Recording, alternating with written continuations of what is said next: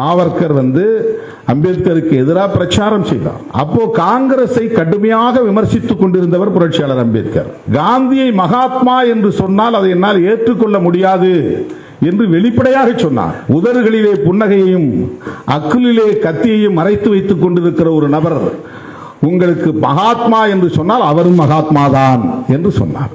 இந்த விமர்சனம் யாரும் காந்தி பண்ணது கிடையாது. வட்டமேசை மாநாட்டில் புரட்சியாளர் அம்பேத்கரும் தாத்தா ரெட்டமலை சீனிவாசன் அவர்களும் ஒடுக்கப்பட்ட மக்களின் பிரதிநிதிகளாக பங்கேற்றார்கள். அவரையே அழைத்தீர்கள் என்று காந்தி கோபப்பட்டார், ஆத்திரப்பட்டார். முதல் வட்டமேசை மாநாடு 1930 நடந்ததில் அவர் பங்கேற்க போகவில்லை. அவர் என்ன சொல்றாருன்னா, நீங்க இந்து மதத்தை பிரிக்க பாக்குறீங்க, அவங்களும் இந்து தான் நாங்களும் இந்து தான், அவங்களுடைய ரெப்ரசன்டேட்டிவ் நான் தானே, பிரதிநிதி நான் தானே, அப்புறம் எதுக்கு தனியா அம்பேத்கருக்கு அழைப்பு விடுக்கிறீங்க? இரண்டாவது மாநாட்டில் போய் வெளிப்படையா பேசுற காந்தி உடனே அம்பேத்கர் எழுந்து, நீங்க இந்துக்களின் பிரதிநிதி என்ன சொல்லிக்கீங்க, ஷெட்யூல் காஸ்ட் பிரதிநிதி அல்ல, நானும் என் நண்பர் ரெட்டமலை சீனிவாசனும் அவர்களின் பிரதிநிதியாக வந்திருக்கிறோம் என்று அதே வட்டமேசை மாநாட்டில் புரட்சியாளர் அம்பேத்கர் பேசினார் என்பது வரலாற்று குறிப்பு. இந்த செப்பரேட் எலக்டரேட் சம்பந்தமாக புரட்சியாளர் அம்பேத்கர் ஒரு தீர்மானம் கொண்டு வரப்போகிறார். அதை நீங்கள் ஆதரிக்க கூடாது என்று இஸ்லாமிய பிரதிநிதியாக இருக்கிற ஆகா கான் அவர்களை நேரிலே போய் பார்த்து காந்தியடிகள் அங்க லாபி பண்றார். நீங்க என்ன கோரிக்கை வச்சாலும் அந்த கோரிக்கை நான் சப்போர்ட் பண்றேன், ஆனால் அம்பேத்கர் பேசக்கூடிய கருத்துக்கு நீங்க ஆதரவு தெரிவிக்க கூடாது, முஸ்லிம்கள் எதிர்ப்பு தெரிவிக்கணும். இப்போ ஆகா கான் சொல்லியிருக்கிறாரு, அவர்களும் ஒடுக்கப்பட்டவர்கள் தான், சிறுபான்மையினர் தான், அவர்களின் கோரிக்கைக்கு நான் ஒருபோதும் எதிராக இருக்க மாட்டேன் என்று மறுதளித்திருக்கிறார். இஸ்லாமிய தலைவர் ஆகா கான் மறுத்திருக்கிறார். இது அம்பேத்கருக்கும் காந்திக்கு இருந்த சண்டை. பல முறை கடிதம் எழுதுறார். வட்டமேசை மாநாட்டை முடிச்சுட்டு அவர் இந்தியாவுக்கு திரும்பின பிறகு கடிதம் எழுதுறார், தயவு செய்து நீங்கள் எந்த காரணத்தை முன்னிட்டும் ஷெட்யூல் காஸ்ட் ஷெட்யூல் ட்ரைப்ஸ் மக்களுக்கு தனி வாக்காளர் தொகுதியை தந்துவிடக் கூடாது, இரட்டை வாக்குரிமையுள்ள தனி வாக்காளர் தொகுதியை தந்துவிடக் கூடாது, separate electorate with dual voting rights தரக்கூடாது. பொது தொகுதியில் நிற்கிறவங்களுக்கு எஸ்சி மக்கள் ஓட்டு போடலாம், அதே தொகுதியில் ஒரு தலித் நிப்பாட்டுவாங்க, 2 இரட்டை உறுப்பினர் முறை, அந்த ஒரு தலித்துகளுக்கு எஸ்சி மக்கள் மட்டும்தான் ஓட்டு போடணும், தலித் மக்களுக்கு தலித் அல்லாதவர்கள் வாக்களிக்க கூடாது. இதை 30, 31, 32 வட்டமேசை மாநாட்டில் அப்பவே பேசியிருக்கிறார் அம்பேத்கர். 1952 தான் முதல் பொது தேர்தல் இந்தியாவில் வருது.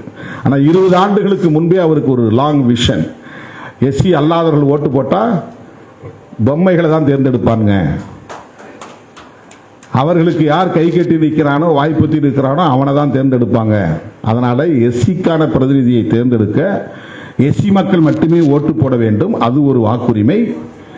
அதே தொகுதியில் இருக்கிற பொது வேட்பாளருக்கும் இவன் வாக்களித்தால் தான் இந்த ரிலேஷன்ஷிப் இருக்கும், சோசியல் ரிலேஷன்ஷிப் நீடிக்கும், பொலிட்டிக்கல் ரிலேஷன்ஷிப் அரசியல் உறவு இருந்தால்தான் சமூக உறவு நீடிக்கும்.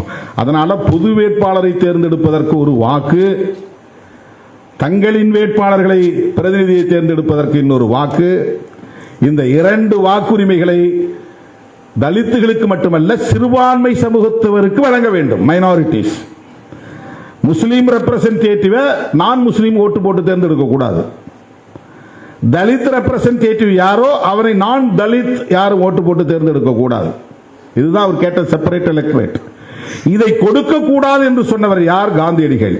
முஸ்லீம்களுக்கு வேண்டுமானால் கொடுத்து விடுங்கள், கிறிஸ்தவர்களுக்கு கொடுங்கள், சீக்கியர்களுக்கு கொடுங்கள், அவர்கள் எங்கள் மதம் இல்லை, வேறு மதம். தலித்துகளுக்கு கொடுக்காதீர்கள், அவர்கள் இந்துக்கள். நீ அப்படி கொடுத்தால் அவர்களை இந்து மதத்தில் இருந்து பிரித்து இந்து மதத்தை பலவீனப்படுத்தி விடுவீர்கள், பிளந்து விடுவீர்கள். இதுதான் அவருடைய கன்டென்ஷன், வாதம். யாரு? காந்தியடிகள். இவர் கடிதம் எழுதிட்டு வேற ஒரு போராட்டத்தில் கைதாகி பூனா சிறையில் இருக்கிறார். அந்த நேரத்தில் பிரிட்டிஷ் அரசாங்கம் டிக்ளேர் பண்ணிட்டான் separate electorate for Dalits and tribes. உடனே அவருக்கு ஆத்திரம் இதை திரும்ப பெறுகிற வரையில் நான் உண்ணாவிரதம் இருப்பேன், உண்ணாவிரதம் இருந்து நான் உயிரை துறப்பேன் அப்படின்னு பிடிவாதமாக நிற்கிறார். 1 நாள் 2 நாள் என்று போராட்டம் நீடிக்கிறது. தேசத்தந்தையே உண்ணாவிரதம் இருக்கிறார் என்று நாடே பதறுகிறது. தமிழ்நாட்டில் இருந்து ராஜாஜி, MC ராஜா எல்லாம் போறாங்க, போயிட்டு அம்பேத்கரை பார்க்குறாங்க, கஸ்தூர்பா காந்தி உட்பட. வெள்ளக்காரன் சொல்லிட்டான், நாங்க டிக்ளேர் பண்ணது தான், இதில் ஏதாவது ஆல்ட்ரேஷன் பண்ணுனா நீ அம்பேத்கர் போய் பாருன்ட்டான்.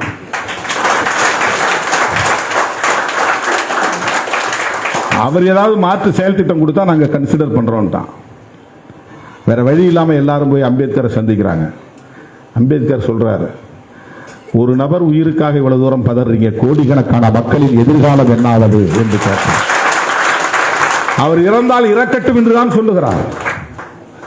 கோடிக்கணக்கான மக்களின் எதிர்காலத்தை நான் பாழாக்க முடியாது, காந்தியடிகள் இறந்தாலும் எனக்கு கவலை இல்லை என்றுதான் சொல்லுகிறார்.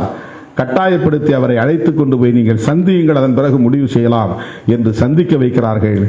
போன உடனே இவர்கள் என்ன நினைத்தார்கள் என்றால், அவர் சன்னியாசி கோலத்தில் இருக்கிறார், அவர் தேசப்பிதாவாக உயர்ந்து நிற்கிறார், மிகப்பெரிய ஒரு சக்தி, அவரை பார்த்ததும் அம்பேத்கர் கரைந்து போவார், காலடியில் விழுந்து விடுவார் என்றுதான் எதிர்பார்த்தார்கள். ஆனால் புரட்சியாளர் அம்பேத்கர் போன உடனேயே நெருப்பாய் எழுந்தார், ஆவேசமா பேசினார். நீங்களும் உங்க காங்கிரஸ் கட்சி இந்த தலித் மக்களுக்கு என்ன செய்தீர்கள்? தீண்டாமை ஒழிக்க என்ன செய்தீர்கள்? கதர் சட்டை போடுறவன் தான் காங்கிரஸ்காரன் ஆகலாம் என்று நிபந்தனை விதிக்கிற நீங்கள் தீண்டாமையை கடைபிடிக்காதவன் தான் காங்கிரஸில் சேரலாம் என்று சொல்லி இருக்கிறீர்களா? இதை ஒரு புத்தகமாக எழுதினார், what Gandhi and Congress done to touch untouchables. தீண்டப்படாத மக்களுக்கு என்ன செய்திருக்கிறீர்கள், எவ்வளவு பெரிய வால்யூம் புத்தகமே இருக்கிறது. காந்தியடிகளை நேருக்கு நேர் எதிர்த்தவர் புரட்சியாளர் அம்பேத்கர். 4வது நாள் பதற்றம் பெருகி அவர் உயிர் போனால் என்னாவது, ஒட்டுமொத்த தலித் மக்களையே இவர்கள் அழித்தொழித்து விடுவார்களே என்கிற நிலையில் அவர் பூனா ஒப்பந்தத்தில் கையெழுத்திடுகிறார். காந்தி கையெழுத்திடல, அம்பேத்கரும் அவருடைய பிரதிநிதிகளும் கையெழுத்திட்டார். காந்தியோடு அப்படி முரண்பட்டார் அம்பேத்கர் என்பதற்காக சொல்லுகிறேன்.